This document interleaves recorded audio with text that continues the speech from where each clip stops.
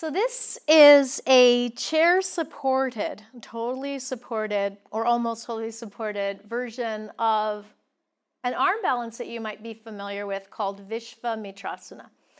And so in this variation, there really isn't any or very minimal load on your shoulders or your wrists. So if you have an issue with your shoulders or your wrists, you might be able to try the pose like this. It's great to have a chair. It isn't necessary to have a bolster, but it can be helpful. And if you're a tall person, you might need a bolster and a few blankets. And you could also do this with a bench or something. But what's nice about the chair is that it gives you something to hold on to. So I have a wall here as well for my foot. So I just put my right leg up on the wall. My left leg is, toes are turned in slightly. So it's similar to Utthita Parshvakonasana, if you think about it, standing pose. And I'm actually externally rotating my right leg so that my toes point back a little bit. And my right knee is bent right now, and yours might stay bent.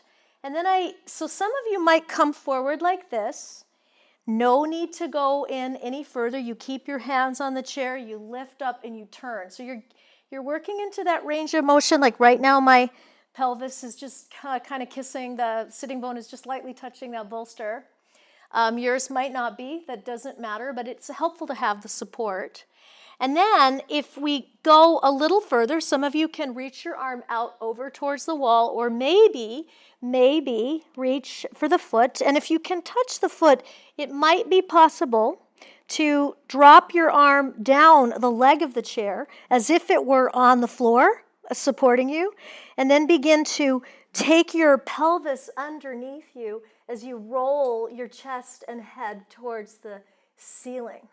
So a totally supported, very spacious and uplifted Visvamitrasana.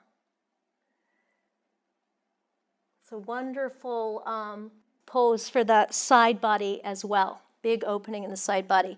And then we come out, you scoot that back foot in, bring the leg down, and I'm just going to show you to the back side. So we're going to go to the second side. I like to flip my chair around so that I have the back of the chair to put my hands on. So if you're feeling unsteady in your balance, I really want you to keep your hands on that chair, and no need to have your pelvis come down to something, though it's nice to have that support. Support can really help the nervous system relax a bit. So I'm going to bend my knee, and I'm externally rotating my leg so that my toes of the foot on the wall point back a bit.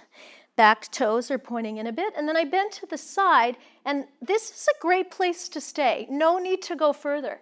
Start to roll your chest and head to the ceiling. And then maybe you take that top arm over your head. Observe that.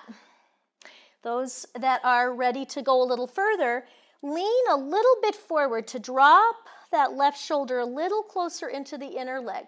Maybe take that arm down the front of the leg. Reach the right arm up over your head and to the foot, if possible. If it doesn't catch the foot, that's fine. You can reach the arm towards the wall. But then begin to move the pelvis slightly forward underneath you as you roll the chest and head back. You can turn down a little bit, inhale, and with an exhalation, roll up towards the ceiling. A supported Visvamitrasana. And then we let go of the foot, we stem up, bend the knee, walk the standing leg in, and then take your foot off the wall. So give that a try. Explore the different chairs in your house, because you never know, you might have just your regular dining chair might be even better than a yoga chair. So see how this works, give it a shot, and let me know how it goes.